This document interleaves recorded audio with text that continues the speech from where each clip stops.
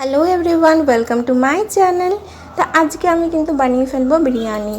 तो बिरियानी बानानोर जोन्नो किन्तु आमी प्रथमेई प्रेसार कुकारे अनेक बड़ो बड़ो करे आलू केटे नियेछिलाम और सेई आलूटाके आमी दुटो सीटी देब और माने एकटु जास्ट सेদ্ধ करे नेब। एकटु नुन दिये दियेछि जाते आलूटार भेतरे एकटु नुन ढुके जाय। और এটা আমি চিকেন বিরিয়ানি বানাচ্ছি, তাই চিকেনটাকেও ম্যারিনেট করব। তো ম্যারিনেটের জন্য চিকেনের মধ্যে হলুদ, ধনে গুঁড়ো, জিরে গুঁড়ো, আদা লঙ্কা বাটা, লঙ্কা গুঁড়ো আর দই এইগুলো দিয়ে কিন্তু 1 ঘন্টা মতন আমি চিকেনটাকে ম্যারিনেট করে রেখেছিলাম। আলুটা যেহেতু দুটো সিটি দিয়ে বলেছিলাম সেদ্ধ করে নিয়েছিলাম, তো সেদ্ধ মানে পুরোপুরি সেদ্ধ নয়। আর আপনারা তো জানেন বিরিয়ানিতে আলু যেমন দেওয়া হয় তার থেকে একটু বড় আলুই আমি দিয়েছিলাম। তো জাস্ট মানে আলুটা 70% মতো সেদ্ধ হয়েছিল। তো আলুটাকে এবারে কিন্তু খুব ভালো করে ফ্রাই করে নিচ্ছি। আমি পেঁয়াজ একেবারেই কেটে নিয়েছি, একটু বেরেস্তা হবে আর একটু কিন্তু চিকেনটার মধ্যে হবে। তো চিকেন তো ম্যারিনেট করা হয়ে গেছে অলরেডি। তো এরপর কিন্তু আমি চিকেনের প্রসেসটা করব। आलू भेजे नेওয়ার पर ওই যে কড়াই তেলটা বেঁচেছিল সেই বাঁচা তেলেই আমি কিন্তু পেঁয়াজগুলো দিয়ে দিয়েছি। এই পেঁয়াজটা আমি কিন্তু করছি ভাজি চিকেন কারির জন্য, কারণ চিকেনটাও যেহেতু আলুটা আমি 70% সেদ্ধ করে ফ্রাই করে নিয়েছিলাম, চিকেনটাও কিন্তু আমি সেই রকমই কষা করে নেব, মানে 70% মতো। আর এটাতে কিন্তু আমি খানিকটা বেরেস্তা ছড়িয়ে দিয়েছিলাম, এটাতে ফ্লেভারটা একটু বেশি ভালো আসে। একটা কথা বলে রাখি, যখন আমি পেঁয়াজটা ভেজেছিলাম তখন কিন্তু আমি একটু পেঁয়াজ তুলে রেখে বাকি পেঁয়াজটা বেরেস্তা করে নিয়েছিলাম।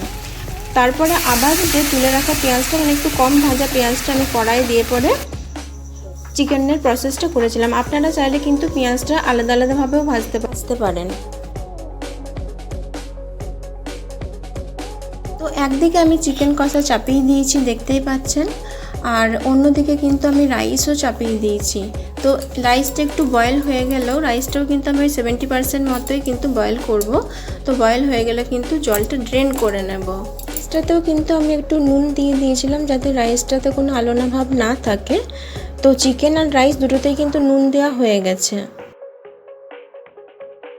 আমরা কিন্তু এরপর ফাইনাল প্রসেসে চলে এসেছি। তো দেখুন যে হাঁড়িতে আমি রাইস বয়েল করেছিলাম সেই হাঁড়িতে আমি কিন্তু লেয়ারিংটা করছি। প্রথমে রাইস নিয়েছি, দেন চিকেন কষা চিকেনটা আমি লেয়ার করেছি। তারপরে আগেন আমি রাইস নিয়েছিলাম, তারপরে আমি আলু বেরেস্তা এগুলো দিয়েছি।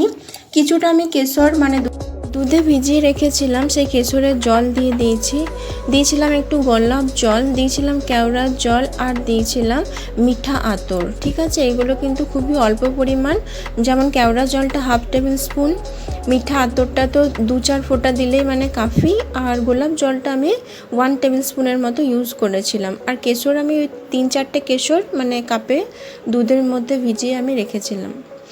এরপরে দেখুন আমি যে হাঁড়িটা ইউজ করেছি সেই হাঁড়িটাকে কিন্তু আমি তাওয়ার মধ্যে কিন্তু বসিয়ে রেখেছিলাম, কারণ আমি এটা কিন্তু ডাইরেক্ট মানে ফ্লেমে কিন্তু আমি দিইনি।